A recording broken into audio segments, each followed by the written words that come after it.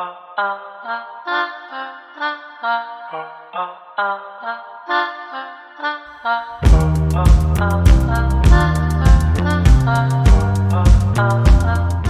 gives me great pleasure to introduce to you today uh, Kush Motwani.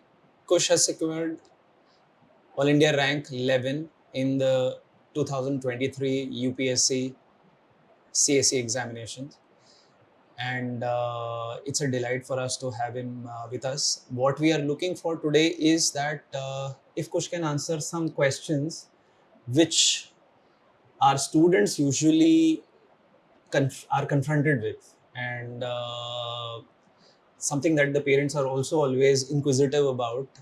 uh, how should they progress right from 9th standard onwards, right up to carving out a successful career for themselves. So now that we have someone with us who we can say has achieved all that is there to achieve as far as competitive examinations are competitive exams in our country go, no one better placed to advise us on what should be the right approach for students. So welcome Kush, and thank you so much for your time. Thank you for having me, and I'm happy to answer any questions about uh, anything that students may, any concerns that, any doubts that students may have. And yes, thank you. All right. So while there'll be a lot of questions that I will pose to you, Right, I also have a lot of questions students have directly right, asked us. right, And right, please allow me to refer to my mobile phone for that right, because I right, have right, their questions on right, WhatsApp with me. So right, I will refer to those questions. But what I suggest is that we start from standard 9 onwards and right, move our way upwards through the schooling, right, then get into graduation, and finally, what are the competitive exams that one has right, to face at various stages, and see if we can come up with right, see if you have some suggestions from your side for these right, things. right, right, So the first question that typically comes when a student reaches ninth, sometimes as late as 10th, right. for a parent to start pondering upon is how should a how should a student choose his subject? Should the parent play an active role in deciding what subjects he should choose in 11th and 12th, or should they leave it to the child to completely discover it for himself? Right. Right. So I'm very happy that you started with this because that often is a very important point at which important point in the journey of a student, as well as uh, the choice that he makes at this point is an important determinant of what he'll be pursuing later. It has to be a bit of both, right? Because just yesterday I was interacting with a student who was in class who just started class 9, and he said that he did not have any idea of what he wants to do, Exactly. right? Exactly. And the what I told him was that 13 or 14 or 12 to 14 is too young an age to know what you want to do, right? That's correct. It's good to have, it's what is only needed is knowing, this is something that I am good at, this is something that I am curious or passionate about, right? And then what you typically want to pursue is something which is at the intersection of these two things. Okay.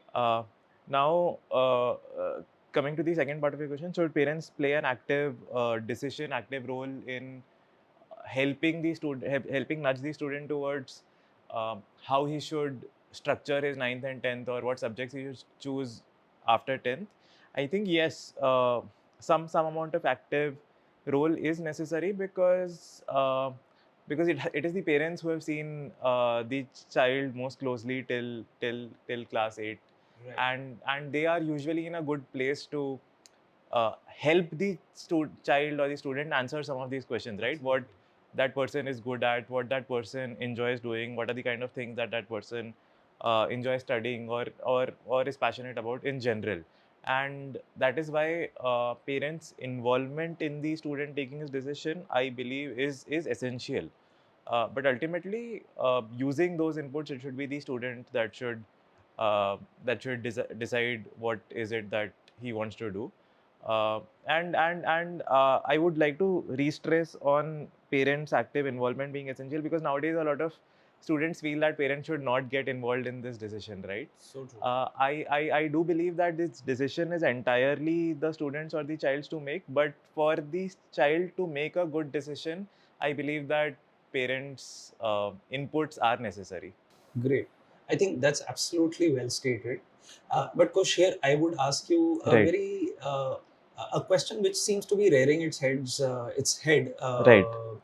especially in the post-COVID era. Right. Children who seem to be coming through so gadget influenced, Right. uh, they do not seem to have a very clear cut idea about their academic interests, their choices, their passions. And Right. I've seen that students as late as the second half of 10th still have not been able to make up their mind Right. as to which direction should they head in. Right. Is it right for the parents to foist their choice on them? Especially if the child is not able to make up his mind. Right. Right. So if the child is not able to, if the student is not able to make up his mind, say even after 10th, even 2 weeks after 10th stand, right? Because if I am correct, you typically have a 1 month period to decide on, Right. right? Even after 10th ends, or maybe a little more than that. So yes, in that situation, I believe that what parents would decide would usually work out to be the best for the student. But right, so uh, yes, it is in this era of gadgets, in this era of social media, there is a lot of noise. But I do believe that many people do know intuitively, if not in a structured way, what is it that they know, what is it that they enjoy, and What right, should a child do who is coming to us and saying that I don't know what I want to do? right. What are the steps that he should be led through so that he can kind of say that, oh, okay, I think this makes sense. Right, right, right. So a combination of two things, right? One is looking back on what he has studied so far up till 10th, and then second, a little bit of an introduction of what he would be in for if he chooses A or B or C. So first, going to the first part first, looking back upon what he studied so far.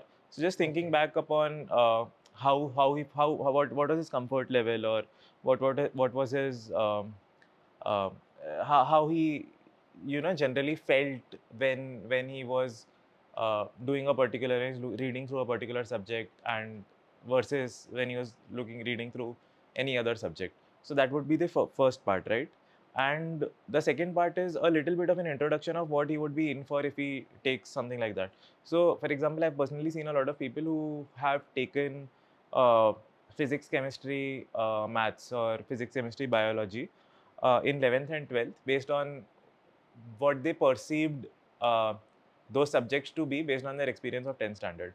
And they've not enjoyed 11th and 12th because they thought that it would be the same as what it was up to 10th. So that way, a little bit of a primer or a introduction of what they would be in for is also necessary. I On the recently right, heard, Kush, yes, that, for example, somebody was advising me that, or telling me that when you look at physics for 11th standard, uh, precisely as you said, do not think of it as a right, step up from 10th. right, Almost imagine if you are starting from a clean slate and then right, start from it. So it's right, almost like a new subject for you. It's right, not like what you have studied and hence there'll be a leg up. Do you think right. that is right? I don't think that is completely right. If I remember correctly, a lot of physics of 11th is similar to a lot of physics of 9th standard. Right. Likewise, 10th is similar to 12th. So there is a certain amount of continuity that way. But that continuity is limited to A, topics, B, the basic concepts. But in terms of the complexity of the questions and in terms of the advanced concept, yes, it is like starting on a clean stage. So I would not say that there's no relation. I would say that there is a significant relation. Okay. If but the ninth and 10th is where your basics should where your basics are ideally supposed to form, right? And if your basics have not formed well in ninth and 10th grade, then it will be a little bit of a further effort that you'll have to put in 11th and 12th Right. grade. So for a child who fundamentally has not had a substantial amount of interest in science up Right, to 10th standard, right, uh, in the absence of of the child having a very clear cut idea of what the right, child wants to do, right, when the parent has to essentially do the decision making, right, usually I've seen that parents choose to take the safest option, which is that of right, PCM or PCB. right, Uh, but as you said that until the child has shown historically some right. inclination towards those subject, should the parent risk those 2 years? What are the what are the ramifications of putting a child through something which he or she may not particularly enjoy, Right. at least hasn't shown that inclination to enjoy it. Right. Right. So there are ramifications can be depending on how the student interacts with these subjects in 11th and 12th. So I know people who have not showed any interest in these subjects or in any subjects up till 10th standard, right? They become only serious in 11th and 12th. But then they've gone on to do very well because when they became serious, they started doing well. And I also know students who have expressed no interest in these subjects up till 10th and also in 11th and 12th. So in some cases, the parents' decision may work out for the better. In some cases, it may not work out to be better. So that's where the second part becomes very important, right? Exposing the student to a little bit of what he's going to, a little bit of what he'll go through if he chooses A or B or C. Uh, that may help both the student as well as the parents take better decisions. All right. Because on the other hand, like if we look at the other side of it, a lot of people who feel that then they were not very comfortable with maths or physics or chemistry up till 10th, they end up taking commerce, right? Thinking that it'll be much easier, and then they are also sometimes in for a surprise, right? Because subjects like economics, accountancy, maths True. is obviously the same. They are not the they are not like a cakewalk. If you didn't enjoy any maths up till 10th, then you're not going to enjoy these subjects, True. right?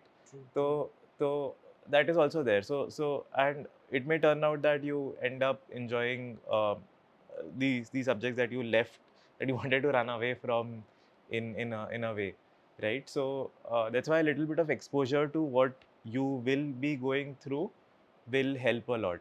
A short primer on what are the kind of things that you will be required to study if you do this versus if you do this, and then what are the options for you after 12th grade in terms of what are the exams that you may have to appear for. If you end up for commerce, then you can either what are the kind of exams that you may appear for, or if you end up for humanities and something like CUET, if you end up for PCM, then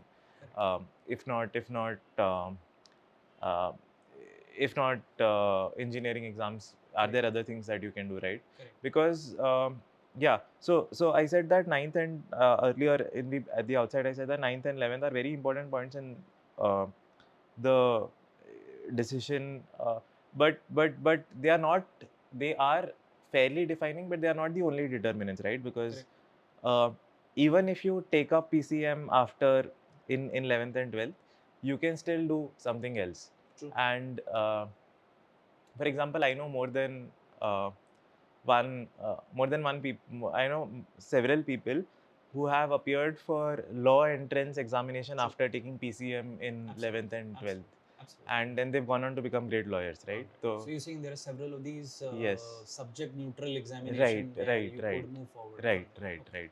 So it's important to take these decisions uh, carefully, obviously, but even if these decisions are taken not ideally, you may feel that the ramification is that things are going to get worse, but that's not necessary. You have a lot of places where you can again take a well-informed decision and then Okay. sort of, yeah, Okay. Fair enough. yes. Fair enough. Huh. Let's look at ninth and 10th Right. and compare them with 11th and 12th. Right. Now, ninth and 10th, what are the kind of uh, skills that a student should work on while as he kind of goes through his academic system versus in 11th and 12th, what should he be? What I mean is that ninth and 10th, in a way, can be seen as your prep for 11th and 12th. Right. What he should be essentially be focusing on in ninth and 10th. So this is something that I should have, and if I Right. have that these in control, then probably my life in 11th and 12th will be easier. If not, then it is going to be struggle for me. Thoda sa it'll make my Right. job a little bit harder. Right. Right. So I'm very glad that you put it that way. 9th and 10th as sort of prepping years for 11th and 12th. And that is exactly how a student should see it.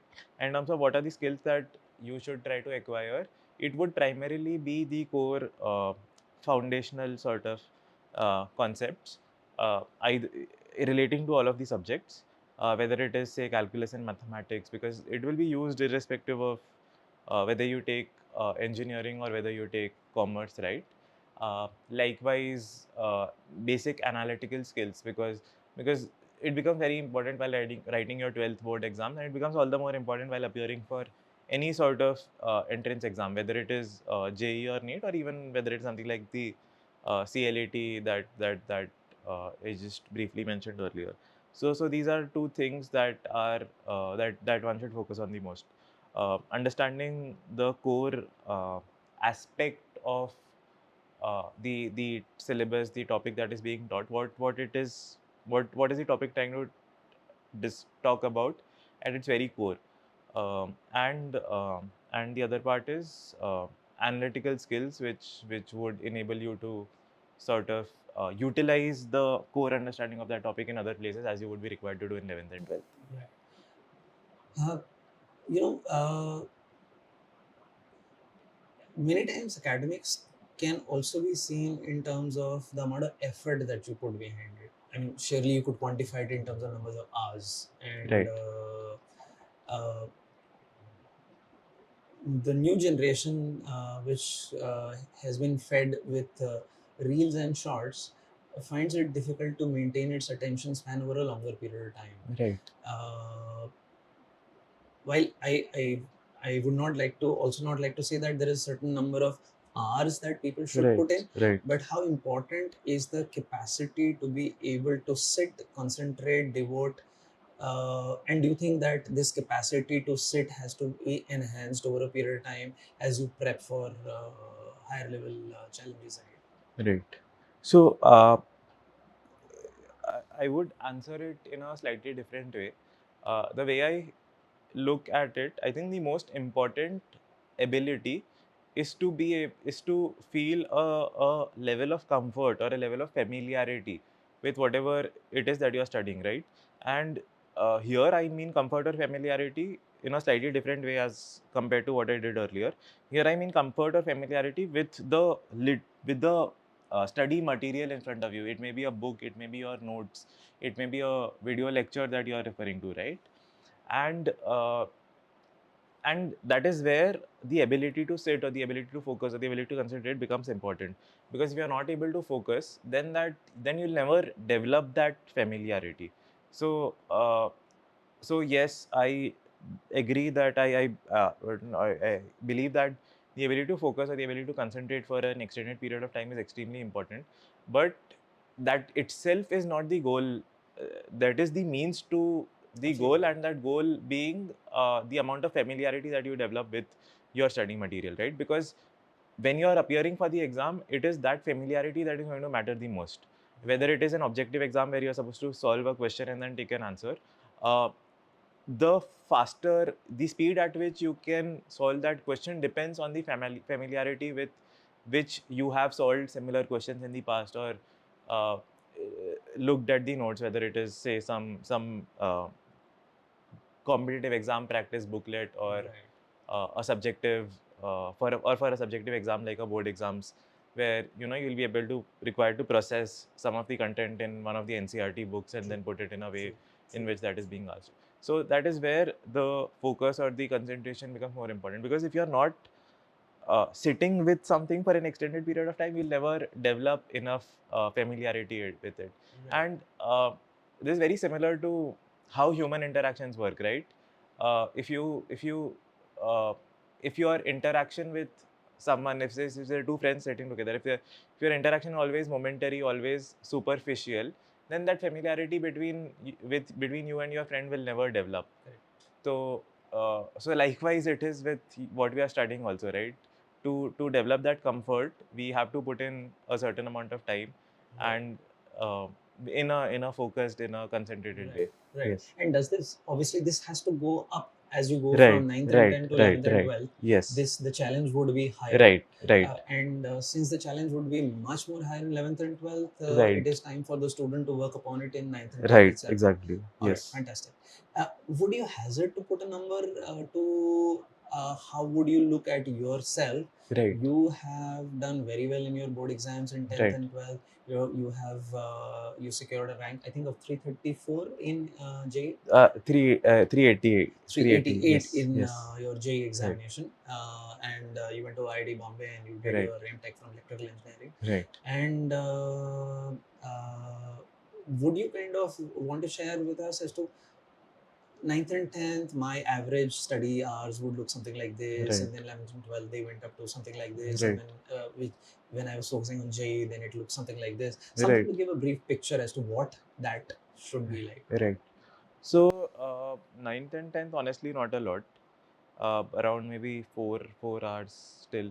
So here, to put this answer in just a quick uh, uh, statement before this, you have to.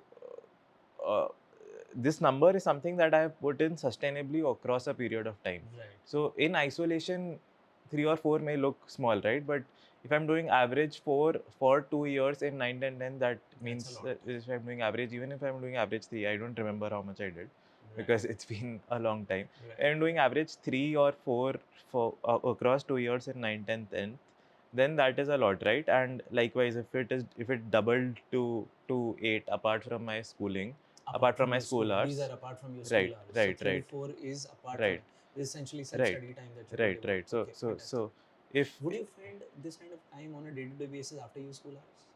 right, It is possible to so do it's that. possible. So 3 to 4 is easily possible, but if you in 11th and 12th it becomes higher, right? It becomes more difficult, right? Because you want to find 6 hours apart from school and apart from your JEE coaching.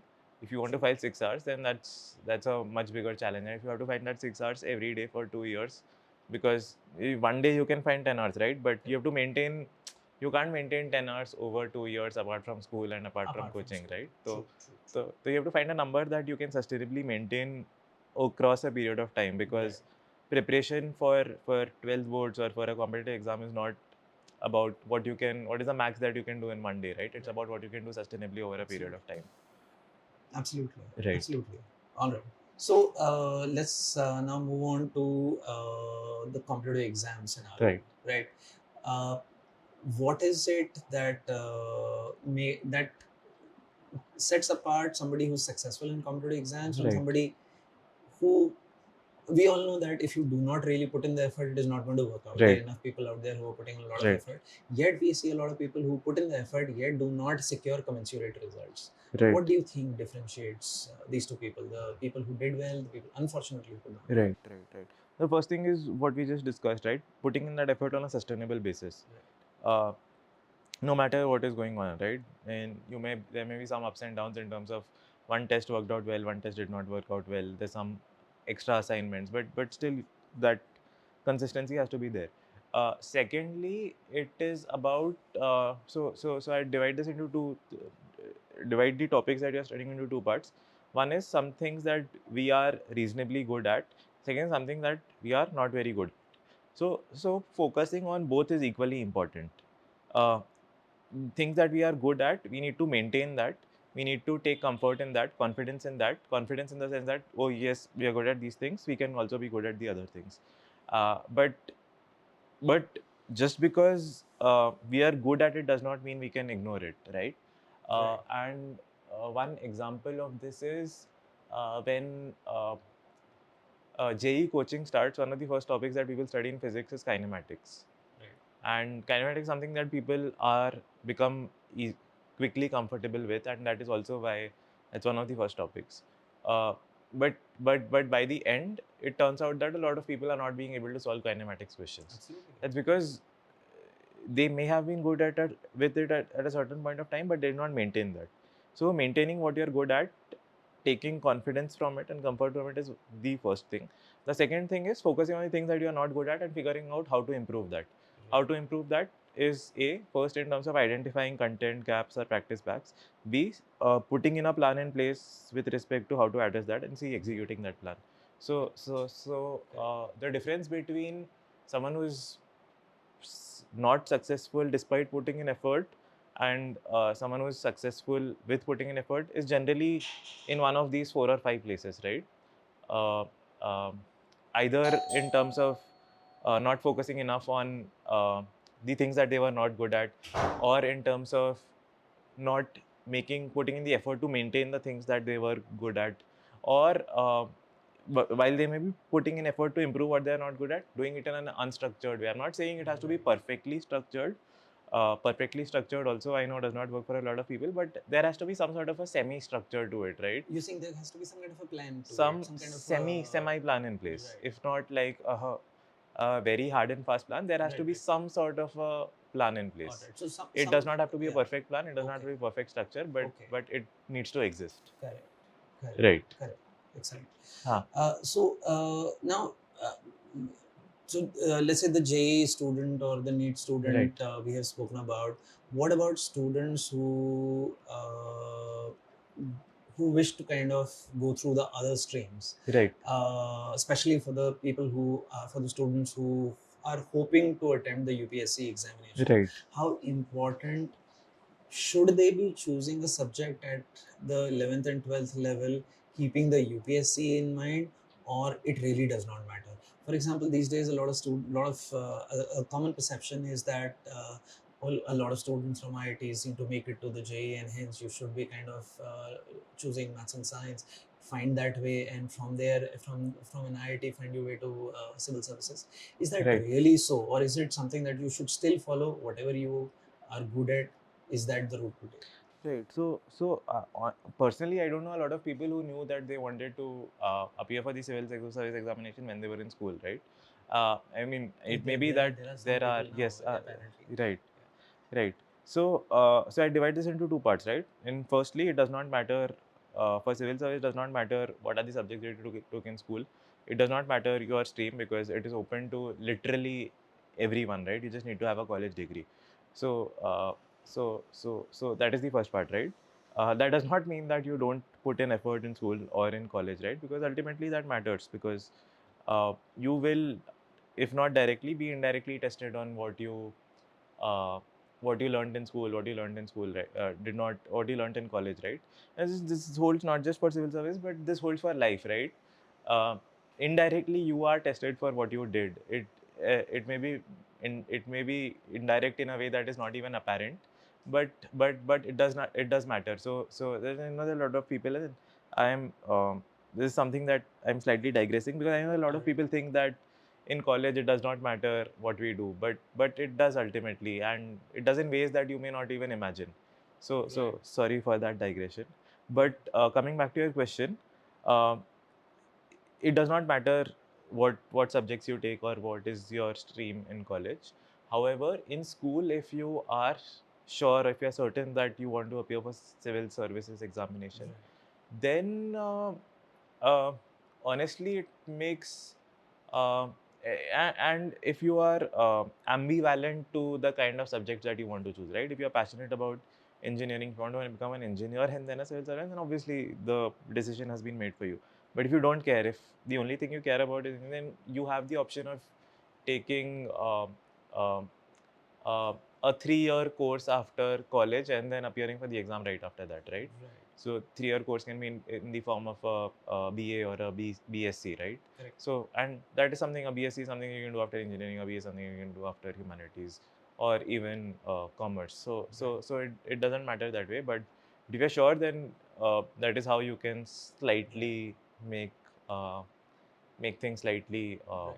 more Right. comfortable for you. Right. Yes. We see a lot of IT students choosing humanities-based subjects for as their main subject. Right. Uh, is it? Do you think that's a wise strategy? Obviously, it has worked for a lot of them, so it must be Right. a wise strategy. But Right. what do you think is the motivation for that? Right.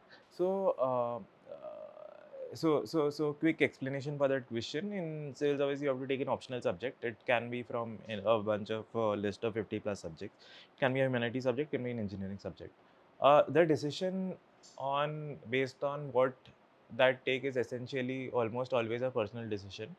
It does I not don't. really matter, is what you're saying? It does not matter. It is a personal decision, and almost everyone I know takes that decision in an informed way, based on going through at least the syllabus or the questions that have been asked of at least 3 to 4 optional subjects, and then thinking about, oh, what is it that I will be most comfortable doing for say 4 to 6 But months. it means that there are no set patterns which seem to There are, favor certain sets of subjects yes, and disfavor certain other right. subjects. There are no set patterns with respect to which seem to favor a certain subject and not favor a Alright. certain other So what you're subject. saying So is that students should not be worried about that. They should students just should go not with be what worried they about kind it. of Yes, like yes, yes, and should go with it. yes. Do you What think there is what they like and what they think they will be able to do well in. right? It Right. always has to be an intersection of these two things, right? Absolutely. It's in a Japanese concept called ikigai, which Yeah. talks True. about True. yes, True. True. ha. So, let's say a child, if he were to choose, say, humanities subjects, if Right, he were to be really comfortable with those subjects in 11th and 12th, right, and if he pursues, he or she pursues it through a graduation, right. chooses those very same subjects, I mean, there's no way that he's going to be at a disadvantage versus a student who has gone through the engineering route, come back through the IIT, they're both at the same level for you. I would feel that the person who's done a bachelor honors in that particular subject will be at a slight advantage, right? Okay. But uh, but it is not that it's not that big of an advantage that someone else can't do it and Okay. qualify with the same subject. Okay. Is how I would answer it. Okay. Yes. Now, would you? Just a quick anecdote. Sure. So medical sciences is one of the optional subjects in civil services, Right. and someone told me that there's a person who was not a doctor but Okay. took medical science as an optional subject and cleared the examination. Okay. I have not. This is what someone told me, so I have not verified this personally, but Okay. I That's trust the fantastic. That's person very who is, interesting. yeah. Okay. That's very This is like the most extreme example, right? Because in the medical sciences optional subject, you literally are asked questions like, in this situation, if a patient comes, then what you would do, true. right? True. So True. yes, All right. So there's a lot Huh. of detailed exposure to these Right, kind of things right, right, before somebody can think about right, attempting that. right, So right, that would truly right, be amazing. right, But here are some of the questions, questions that students have right, sent us. Let me just try and ask you that. I've asked you a few ones. right, For example, what stream should I choose in 11th? We've already discussed that. What subject should I choose at graduation? That also we have discussed. Are there specific colleges, universities which you must land up in? Everybody says if you want to clear civil services, land up in DU, and like there's a big chance right. that you will make it. Is that critical? Can somebody from some other universities, do they not have an equal chance? Is there something specific about being in Delhi? I entirely disagree with that. I know people who have from across the country who have cleared civil services, and if you look at any year's list of people who cleared the examination, it is from across the country, right? So it's not necessary And it's that not you have to be necessary. in Mukherjee Yes, Nagar to be able to yes, kind of yes. clear It your is. It is examination. not necessary. I was not in Mukherjee Nagar, so Okay. I failed to clear the examination. All So right. so yes, that is not necessary. In fact, you have to be in a certain place to reach somewhere. I think that does not hold for anything, right? Uh, a lot of people think that IITs are the only good engineering colleges in India. And yes, IITs are good engineering colleges. Yes, they do offer a lot of opportunities that are not offered in other colleges. But I know a lot of people personally who have not been to an IIT and are still doing as well as what someone from an IIT Absolutely. would have done. Absolutely. For example, one of my friends, good friends, he's graduate from Triple IT Hyderabad. He's now about to finish his PhD and he's applying for a professor. He's applying to become a professor in one of the best universities in the US, right? Awesome. So this is an n number of such examples that I can give off the top of my head right now. Right. Right. So Right. yes. Uh, so, how important is the role of, let's say, a coaching institute in prepping either for JEE or for civil services? If I were to kind of ask you to put a percentage to it, what percentage would be candidate specific, student specific? What percentage would be coaching specific? Can somebody, or let's just say, can somebody prepare for these examinations without coaching? Right. So second question is easier to answer than first. Okay. Yes, it is obviously possible to clear these examinations without coaching for most of these examinations. Uh, but it does get difficult, especially for JEE and NEET, because for JEE and NEET there's so much uh, to be done in 2 years, especially if you have school and then coaching. Uh, And joining a coaching institute, what it means is they will simplify that work for you. They'll simplify it in the sense that, oh, these are the problems that you have to do today, or these are the problems that you have to do this week. These are the things that you would study for this topic, and they'll do that for 40 topics or 50 Okay. topics. So you're saying they'll give you a structure, and They they'll will kind give of, you a structure, and you can say that yeah, everyday task yes, is kind of cut right, out for you. right, So right, exactly. If you did not do coaching, then you would probably spend few months just figuring that out on your own. Right. So all that joining a coaching does is it reduces that few months of time. However, to the structure that they lay out for you, executing that is entirely on you. Absolutely. So that is the only thing that coaching institutes essentially do, right? Now, just another thing to this. There's something that coaching institutes do. There's something that teachers do, and there's something that students have to do. So structuring and telling what to do is something that the coaching institutes do. Teachers also have a role to play in terms of making the process of execution simpler for the student. Execution is still going to be for the student, but the teachers, there are a lot of good teachers out there which teach in such a way so that the process of execution becomes easier for the student.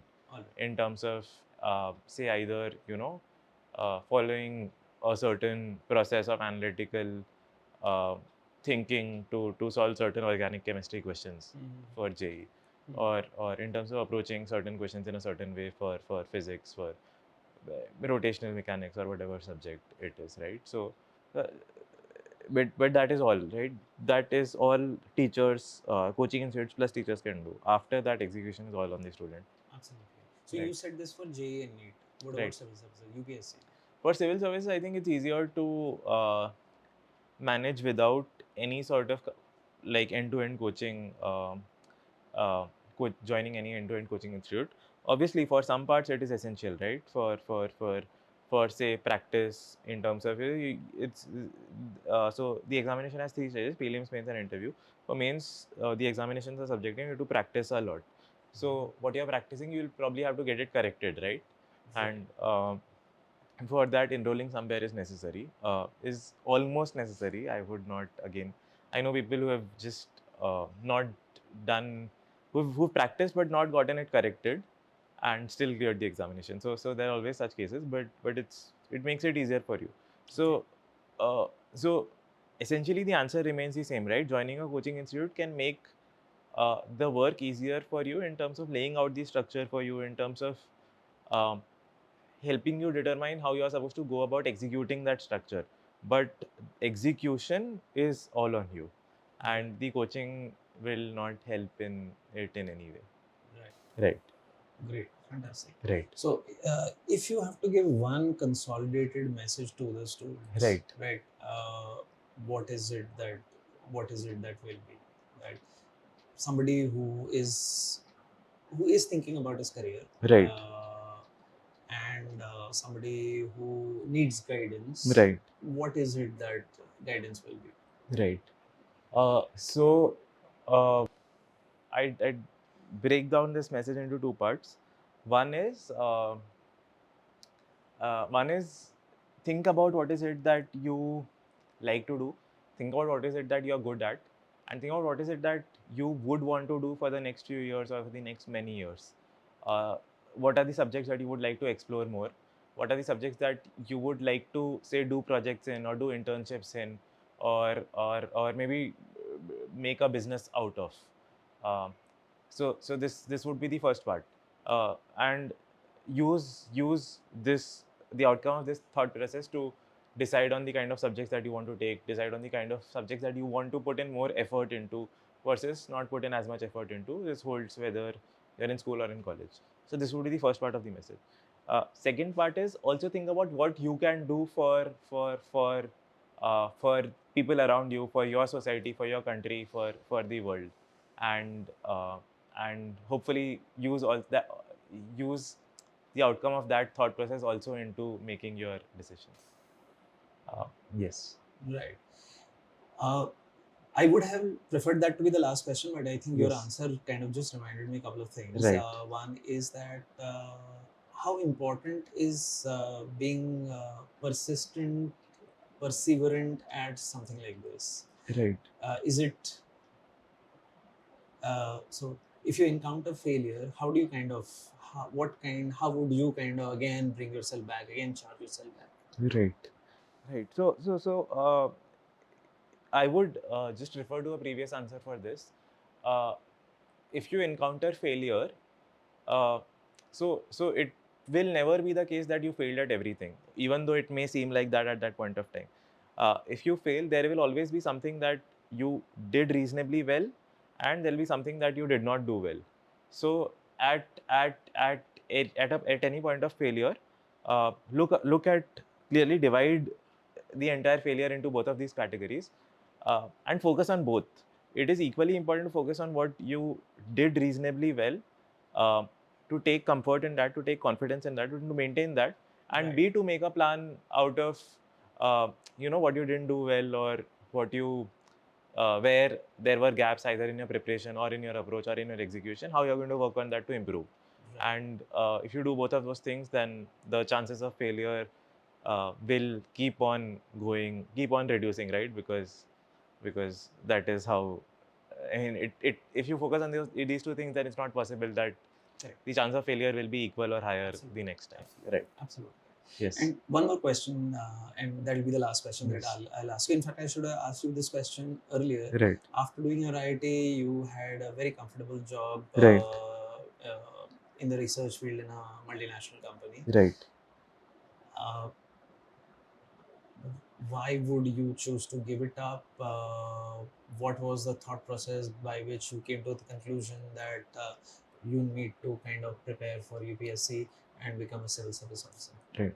So I enjoyed my job. I enjoyed almost all aspects of it, and the motivation for me was I'm an engineer, right? And my background is that of I have a technical background. The motivation for me was the fact that I saw that there is immense potential uh, for technology to be used in governance, in administration, in improving public service delivery, and that potential is not being fulfilled, right? And that was my motivation when I started out, and that still continues to be my motivation, and I hope to be able to do something about it. That's great. I'm sorry, I'm Right. being greedy No, here, no, no. Kush. There's just one more Right, question which I right, will ask. right. I have noticed that you seem to have acquired knowledge on a very diverse range of subjects. Right. How have you done that? Right. So, Would your civil service prep could have helped contributed to that, or is it something that you would call it more of a personal right, thing? right. So the one word answer to that would be curiosity, right? Mhm. Like, obviously civil service preparation helped. Obviously my everything so far has helped, right? But if that curiosity is not there to uh, you know look up or try to find out in more detail about the things that you are reading, then you won't be able to build depth into the kind of things that you would otherwise be reading about, right?